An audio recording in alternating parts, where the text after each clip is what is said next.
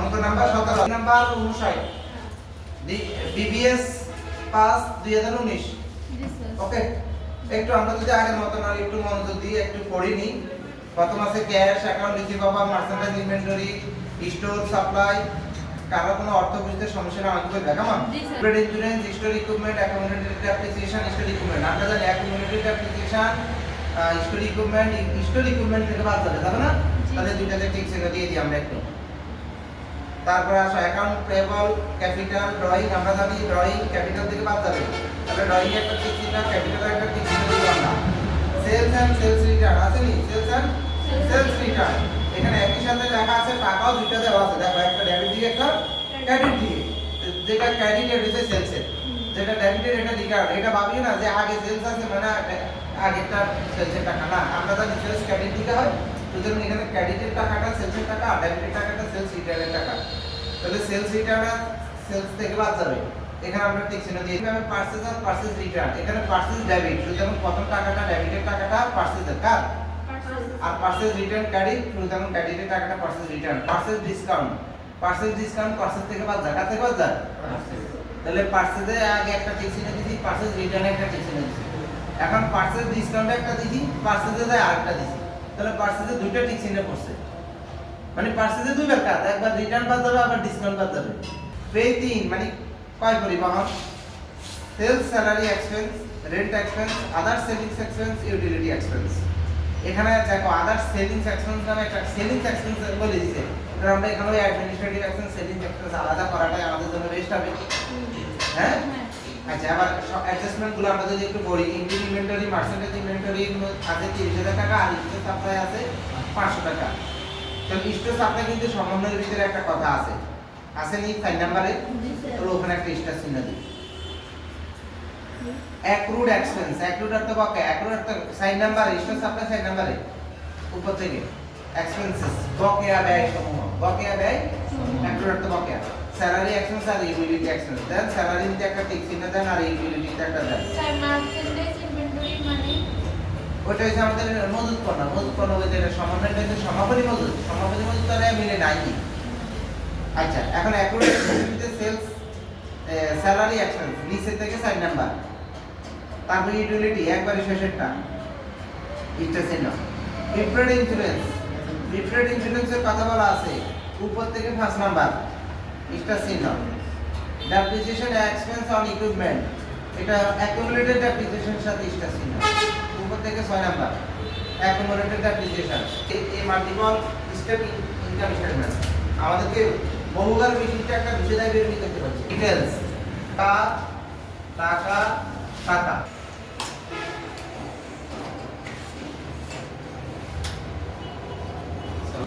আমাদের প্রথমে কি হয় সেলস দেন লেখেন সেলস 99400 দ্বিতীয় করে 99400 টাকা মনোযোগ দেন আমরা কেন দ্বিতীয় করে লিখছি আমরা তো সেলসের টাকাটা শেষ করে লিখবো কিন্তু দ্বিতীয় করে লিখছি কারণ আমার একটা কাজ আছে একটা ঠিক চিহ্ন ছিল কি ছিল এটাতে সেলস রিটার্ন কি ছিল লেখেন বিয়োগ লেস সেলস রিটার্ন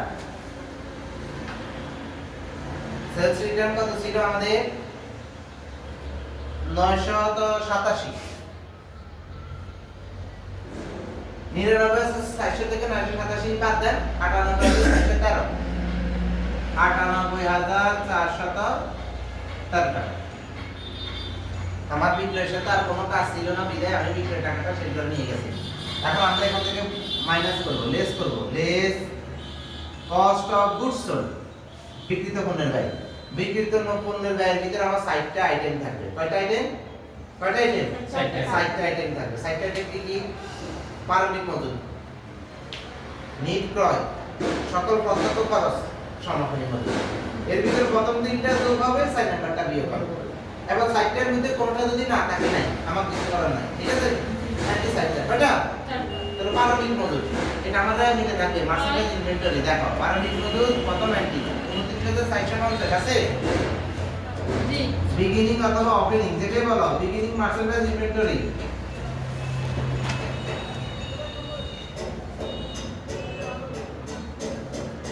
উনত্রিশ 450 টাকা 29,450 এবার আসবে ক্রয়ের কাজ কার কাজ নিট ক্রয় তো ক্রয় পারচেজ আমি দেখলাম আমার এখানে কাজ ছিল, তাহলে আমি তার আগের ঘরে লিখতে হবে এই সাইডটা এন্ট্রি আমি দ্বিতীয় ঘরে বসাই, তারপরে যোগ বিয়োগ ফল তৃতীয় ঘরে নেব। এখন দ্বিতীয় ঘরে বসাইতে গেলে যদি তার মধ্যে কোনো কাজ থাকে তাহলে তার আগের ঘরে বসাইতে হবে। যেমন পারচেজের কাজ ছিল, কয়ের মধ্যে দুটো টিক চিহ্ন ছিল না, জি তাহলে এখন আমি কাজ করতে গেলে তার আগের ঘরে মানে প্রথম ঘরে লিখতে হবে আমার পারচেজ ৬২,৩০০ টাকা, ৬২,৩০০। এখানে কি ছিল? রিটার্ন ছিল, দেখেন minus purchase return, purchase return ছিল আমার ১৯,৬৫৫। ৬২,৩০০ টাকা থেকে আমরা যদি ১৯,৬৫৫ বাদ দিই ৪২,৬৪৫, ৪২,৬৪৫। আর কি আছে আমরা যদি একটু খেয়াল করি, পারচেজ ডিসকাউন্ট ছিল, কি ছিল? পারচেজ ডিসকাউন্ট কষ্টের মধ্যে পারচেজ ডিসকাউন্ট আছে ১৩৫৬ টাকা, বাদ দেন ১৩৫৬ টাকা বাদ দিলে ৪১,২০০, ৪১,২৮৯ টাকা, ৪১,২৮৯ টাকা। ক্রয়ের কাজ শেষ। এবার আসেন আমাদের সকল প্রত্যক্ষ খরচগুলো কি কি? মজুরি, আমদানি শুল্ক, ডক চার্জ, ক্রয় পরিবহন। এর ভিতরে আমাদের সাথে ক্রয় পরিবহন আছে, মানে পেই দিন আছে,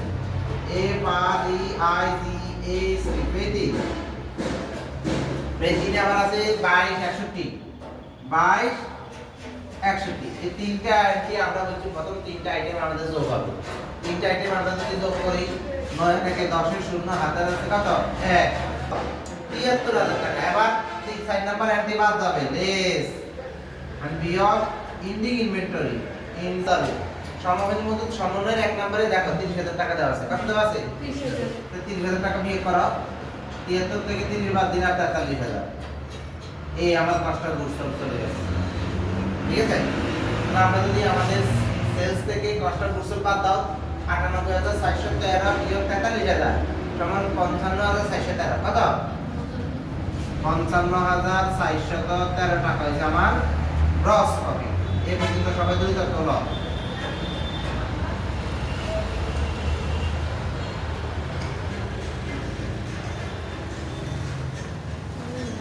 is operating expense, C expense, operating expense, পরিচালন খরচ কি বাদ যাবে? ওর কথা বলে না, পরিচালন খরচ আমরা বিয়োগ করব। পরিচালন খরচ আমাদের দুই ধরনের, বিক্রয় সংক্রান্ত আর হচ্ছে অফিস সংক্রান্ত। বিক্রয় সংক্রান্ত কি? অফিস সংক্রান্ত। তাহলে আমরা যদি বুঝি আমাদের এখান থেকে উপর থেকে একবার আসা কোনগুলো লিখবা? বিক্রয় অফিস আগে বিক্রয় লেখা, তাহলে ১ নাম্বার রোমান দিয়ে লেখা সেলিং এক্সপেন্স। সাধারণত খরচগুলো আমরা যদি একটু খেয়াল করি উপর থেকে আসা সেলস স্যালারি এক্সপেন্স, পাইছি? সেলস স্যালারি এক্সপেন্স কত টাকা? ২১,৩৫০ টাকা, আছে নি? লেখা। এখন এটাতে একটা স্টার চিহ্ন দেওয়া আছে, কাজ কি? স্যালারি এক্সপেন্সের মধ্যে আমার অ্যাক্রুড আছে ৮০ টাকা, কত আছে? আমার সেলস স্যালারি এক্সপেন্স আছে ২১,৩৫০, ২১,৩৫০ এর সাথে বকেয়া আছে ৮০ টাকা। অগ্রিম হইলে বিয়োগ করতাম, বকেয়া হইলে যোগ করব। অগ্রিম হইলে বিয়োগ, বকেয়া হইলে যোগ। দেন ২১,৩৫০ যোগ ৮০ তাহলে হবে ২১,৪৩০। আর কি আছে আমরা যদি বুঝি? আদার সেলিং এক্সপেন্স আছে নি? লেখেন আদার সেলিং এক্সপেন্স ২৬,১৪ আর নাই, এই দুইটা যোগফল আমরা পাশে নিয়ে যাই ২৪,০৪০ টাকা। এবার ২ নাম্বার রোমান অ্যাডমিনিস্ট্রেটিভ এক্সপেন্স, দ্রুত করো। অ্যাডমিনিস্ট্রেটিভ এক্সপেন্স গুলো হচ্ছে আমাদের প্রশাসনিক খরচ, অফিসের খরচ। Rent expense ৩৬০০, rent expense ৩৬০০। তারপরে ইউটিলিটি এক্সপেন্স, কোন কাজ আছে? ইউটিলিটি এক্সপেন্স, ইউটিলিটি এক্সপেন্স ১৬৭৭, দেখেন একটা সমন্বয় আছে আমার 2 number accrued expense utility expense 150 টাকা, তাহলে অ্যাক্রুড বকে হইলে যোগ, বকে হইলে যোগ, অগ্রিম হইলে বাদ। 1677 এর সাথে 150 যোগ করেন 1827। সমন্বয় দিকে একটু খেয়াল করলে আমরা দেখি লেখা আছে স্টোর সাপ্লাই ইনভেন্টরি 500। ওই কই আপনার স্টোর সাপ্লাই লেখা আছে 500, কত আছে? আমার র্যাম মিলে সাইড নাম্বার এন্ট্রিতে স্টোর সাপ্লাই ছিল 1991। তা আমি র্যাম মিলে বলতেছি স্টোর সাপ্লাই আছে 1991, এখন বলতেছি আর 500 আছে, তাহলে বাকিটা সাপ্লাই কি গেছে? কোন হয়ে গেছে? লেখেন সাপ্লাই এক্সপেন্স 1991 বিয়োগ 500। Prepaid insurance 1600। প্রিপেড ইন্স্যুরেন্স মানে অগ্রিম বীমা। প্রি একটা পূর্বে, পেড একটা পরিশোধ, পূর্বে পরিশোধ। ইন্স্যুরেন্স অর্থ হচ্ছে বীমা মানে অগ্রিম বীমা। অগ্রিম বীমা আমার র্যাম মিলে দেওয়া হচ্ছে 1600 টাকা, কিন্তু আমার সমন্বয় 3 নাম্বার আছে প্রিপেড ইন্স্যুরেন্স এখন 200, তাহলে বাকি 1400 কি গেছে? খরচ হয়ে গেছে, অগ্রিম বীমা ব্যয় হয়ে গেছে। তাহলে ইন্স্যুরেন্স এক্সপেন্স, ইন্স্যুরেন্স এক্সপেন্স 1600 বিয়োগ 200 মানে 1400 খরচ। আর একটা শুধু আছে সাইড নাম্বারে ডেপ্রিসিয়েশন অন স্টোর ইকুইপমেন্ট 4300 আছে, সমন্বয় শেষে লেখেন ডেপ্রিসিয়েশন এক্সপেন্স। জি স্যার। এবার যোগ করেন 18 আর আছে 24000, 37000,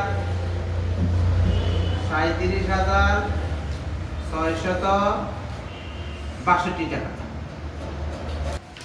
তাহলে এখানে হবে 6, এখানে হবে 8।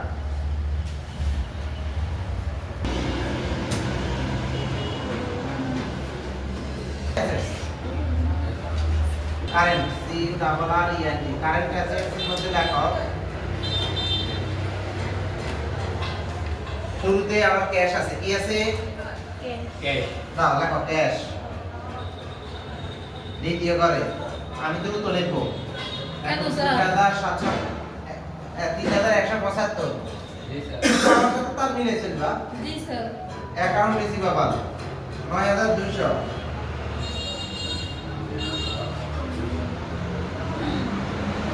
তারপরে সিরিয়ালে দাও store supply, store supply, store supply যদিও র্যাম মিলেছিল 1991, কিন্তু আমার সমন্বয় দিয়ে যদি দেখি সমন্বয়তে টাকা ছিল 500 টাকা, কত ছিল? 500 টাকা। এই আমরা শুধু 500 ই লিখব, কারণ স্টোর সাপ্লাই বাকিটা খরচ হয়ে গেছে, খরচ হয়ে গেছে। Prepaid insurance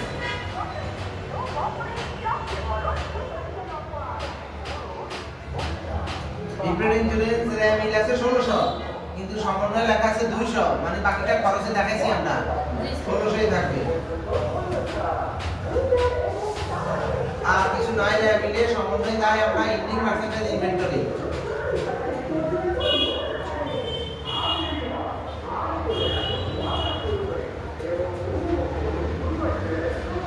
ending percentage inventory 30000, কত? সমন্বয়ের আর কিছু আছে আমাদের? আর কিছু নাই, যোগফল নিয়ে যান।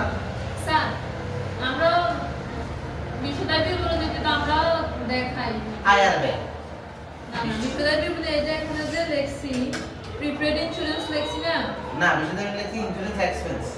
এক্সপেন্সটা লেখছি আর এখানে এখানে আসবে যে সম্পদ, সমন্বয় আছে সেটা সম্পদটা প্রিপেড কিন্তু সম্পদ। এটা কত টাকা? হ্যাঁ কত আছে আবার যোগ করেন 30000, 39000, 42100, 42300, 42800, 43000, 75। তাহলে 43075 টাকা আমার কারেন্ট অ্যাসেট গেল। এবার হচ্ছে ফিক্সড অ্যাসেট,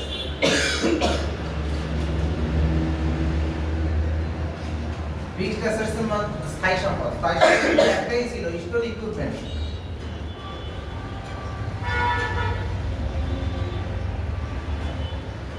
স্টোর ইকুইপমেন্ট আমরা দেখতেছি 37200। এখন আমরা জানি সবসময় স্টোর ইকুইপমেন্ট থেকে অ্যাকুমুলেটেড ডেপ্রিসিয়েশন বাদ যাবে, অ্যাকুমুলেটেড ডেপ্রিসিয়েশন। এখন অ্যাকুমুলেটেড ডেপ্রিসিয়েশন এর মিল আছে 14700। এখানে একটা এক্সট্রা চিহ্ন দেওয়া ছিল, আমরা বলছিলাম সমন্বয়ে যে ডেপ্রিসিয়েশন ওইটা অ্যাকুমুলেটেড ডেপ্রিসিয়েশনের সাথে যোগ হবে। কি কারণে? অবস্থায় যাবো কি অবস্থায় ডেবিট পঞ্চমিত অবস্থায় ক্রেডিট, ওখানে ছিল 4300। এই সমন্বয়ের অবস্থায় 80, পুঞ্জীবিতা অবস্থার সাথে যোগ হয়ে একসাথে যাবে 14,700 আর 4,300 মিলি কত আছে 19,000 কত এই 19,000 বাদ দিব আমরা তাহলে আমার থাকবে কত 2 8 1 18,200 আর নাই আমার সম্পদ শেষ কোন সম্পদ আর স্থায়ী সম্পদ ছিল এদিকে যোগ করো 61,275 টাকা যেটা নিয়ে দেব এটা আমাদের টোটাল অ্যাসেটস এবার আসলে আমাদের লাইবিলিটি এন্ড ওনার সিকিউরিটি রাখবো তাহলে এই দেখছো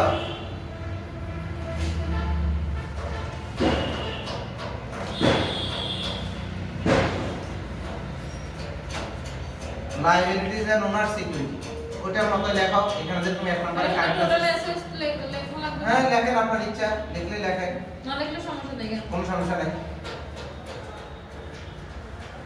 আবার ওই আগের মতন কারেন্ট অ্যাসেটস এর বিপরীতে লেখেন কারেন্ট লাইবিলিটিজ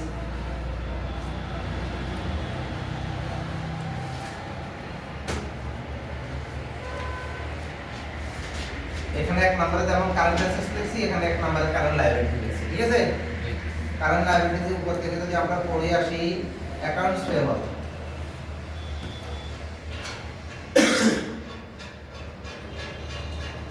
অ্যাকাউন্টস পেয়েবল আছে আমাদের 12,300 কোনো কাজ ছিল না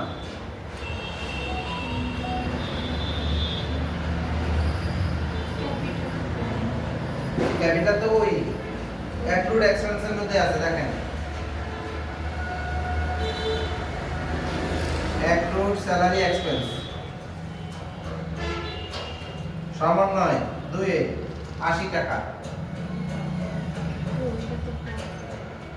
অ্যাক্রুড ইউটিলিটি এক্সপেন্স 150 টাকা সমন্বয় 2 আর নাই তিনটা আমরা ওদিকে নিয়ে যাব 12,530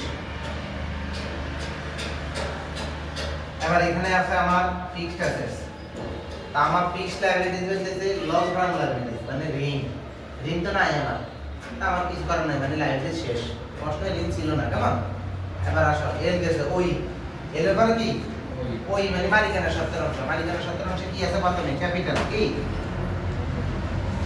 মূলধন ক্যাপিটাল আছে আমার 41,994 41,994 এটার সাথে আমার প্লাস হবে নিট ইনকাম যেটা আমরা ইনকাম স্টেটমেন্ট থেকে পাইছিলাম ইনকাম স্টেটমেন্ট থেকে আমাদের পাওয়া নিট ইনকাম কত টাকা 18,751 টাকা যোগ নামাও 4 1 5 9 5 14 4 হাতের 1 10 17 7 হাতের 1 10 0 হাতের 1 6 60,745 টাকা এখান থেকে বাদ দেব উত্তোলন ড্রয়িং কত 12,000